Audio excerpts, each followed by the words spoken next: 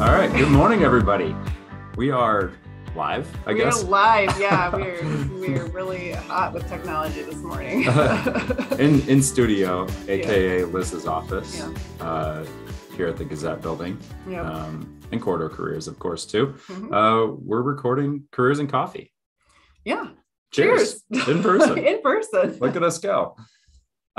So I'm gonna struggle because we're looking up here at our camera, but I have my computer here. Yeah, so if I look down, a lot, just know that's why. Yeah. But Liz has some things she wants to talk about today. I have something I want to talk about quick. Well, let's start with what's on your mind, Dan. What's on your mind? So what's on my mind is we're recording this in late July, but we are announcing that we have an upcoming career fair. Mm-hmm.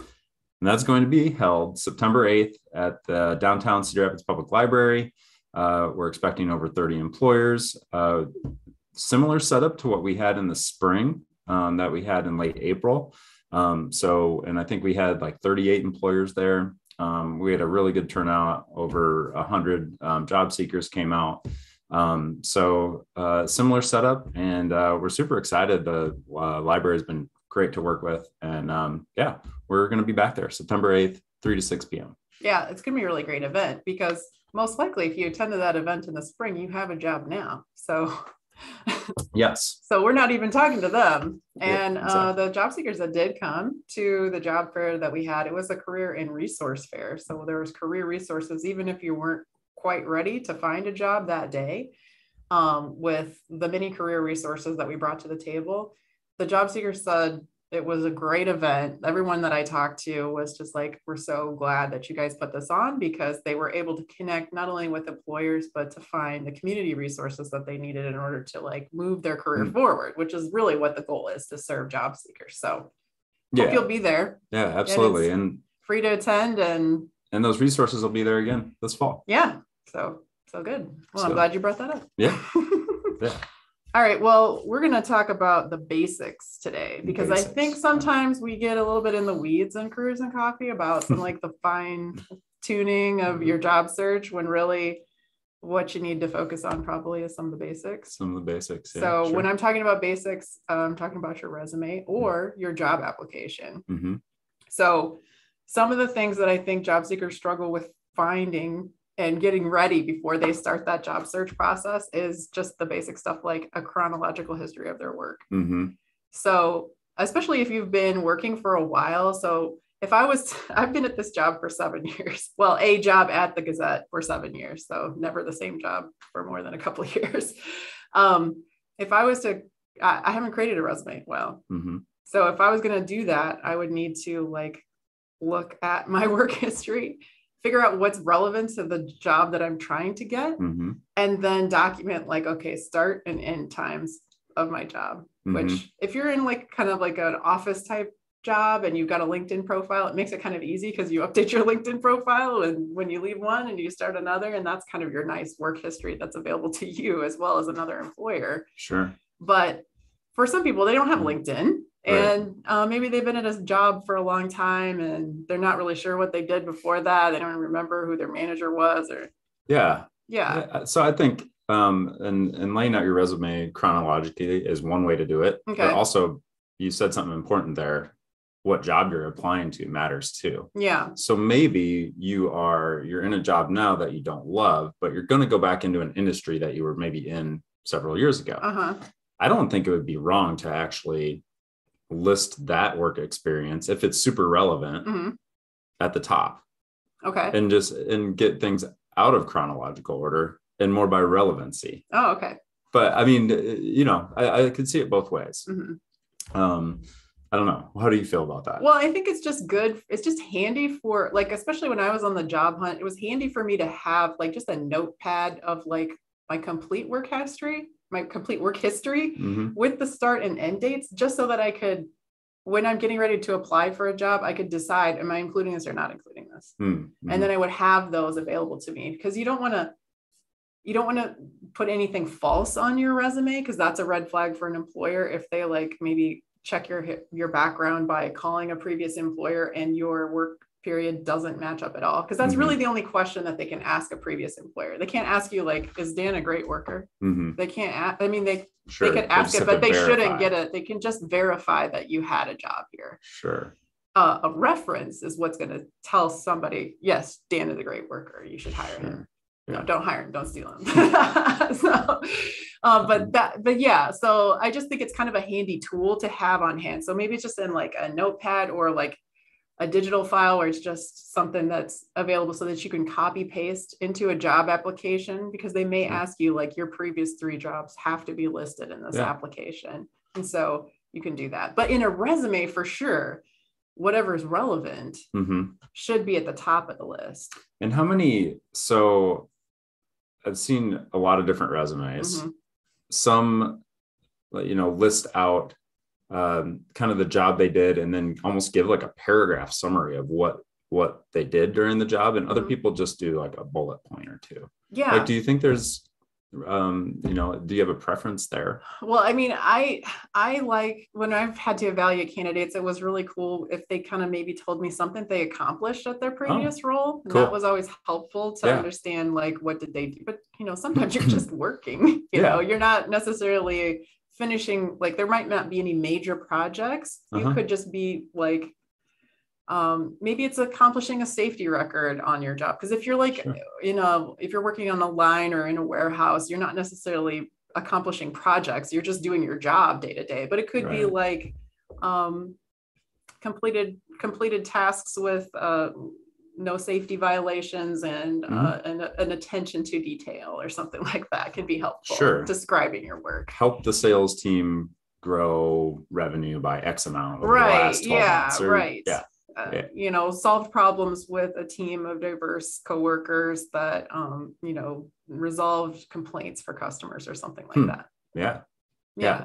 So that's super interesting. Like including almost in a bullet point form, maybe. Like something that you accomplished. Not only like, okay, here are my tasks that I do each day, but like, hey, I did this and I'm super proud of that. Yeah. You should definitely put what you're proud of in your resume. That's cool. What else? I was thinking about, like, it's also handy to have a contact person or a manager, like their actual contact information and a list as well.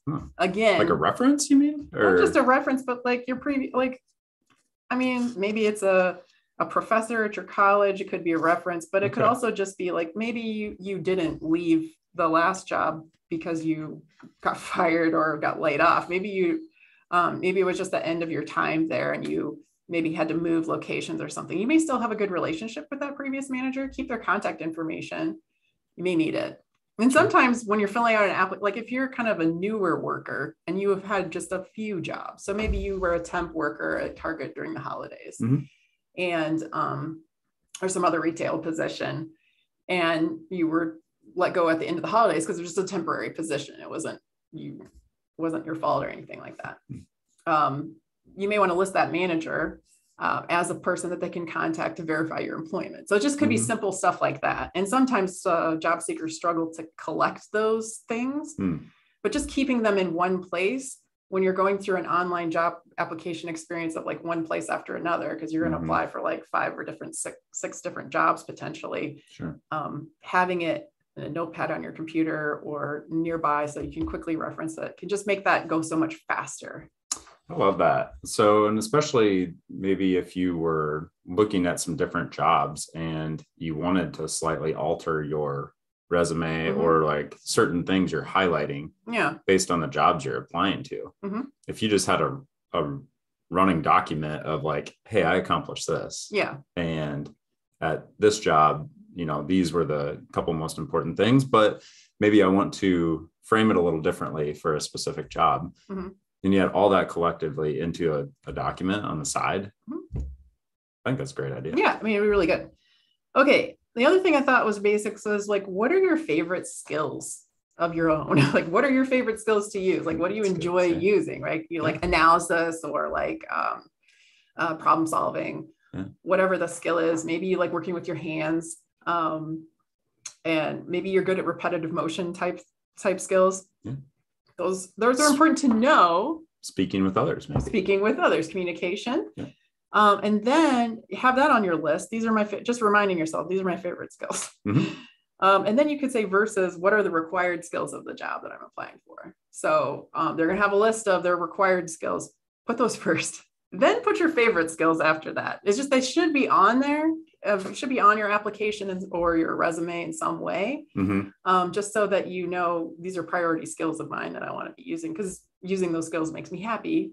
That's why I would want to get this job. Sure. But from a kind of like a robot standpoint, you want to be clearly stating that you have the required skills that the job or the employer asked for, so you don't get knocked out. Right. Just because a robot read your resume versus a person. Sure. And so would you say, so as you're reading through a job description, mm-hmm. and they start listing out those skills, yeah, or requirements, yeah. And maybe you don't have all the requirements, right? Like maybe you don't have 10 years of the management experience, but maybe you have 6. Yeah. Okay. Don't lie on your resume. Yeah. Don't lie on your resume. But at the same time, some of those they're just nonsense. Yes, they don't need them. They don't need yours. Right. But do you think it'd be a good idea? So, I could see this just being a lot, right? Like, so, yeah. Okay, you're working with your resume, you got the job application online form open. Mm-hmm. Would you say to maybe like copy and paste like all those skills over into this, your document that you're working off of, basically? Yeah. Would that be a good idea? Yeah. I like to have it in like the most basic format. So like a notepad, which is on Windows computers is just like a text file. Mm-hmm. It could be a Word document, you just have that stuff and then you can just copy and paste it into there and it's going to go so much faster. If you're working, let's say you don't have great internet access at home, you don't have your own computer, you're just working with your phone, it can make it a little bit difficult. That's where our friends at the library can be a great resource, because the Opportunity Center, they can not only provide you with the computer to do your job search and have all your stuff organized, they can also maybe coach you a little bit. Sure. And give you some feedback on your process that you're going through, which is super helpful. Sure. Especially if you haven't applied in a while, yeah, or you're just nervous about the whole situation. Sure. So you have the required skills and then list your favorite skills. List your favorite skills. I like that. I mean, you can always put your favorite skills too, like if there's a thing like a cover letter or an introduction to your application. So if you're filling out an online application and you don't have the option to upload a cover letter, they usually do have like a field where you can put comments. Sure. Treat those comments like a cover letter, because you're going to say, I'm really interested in this position because I think my skills X, Y, and Z are a really good fit. And I think your company culture is a good fit for me because I like X, Y, and Z, and just kind of meld those together. Cool. So I like it. All right. What else? Anything? I think that's it for basics. We got everything. Okay. So, that's your Careers and Coffee for today, of like focus on basics. Get your basics down. I love it. All right. Cheers. Bye, everybody. Until next time.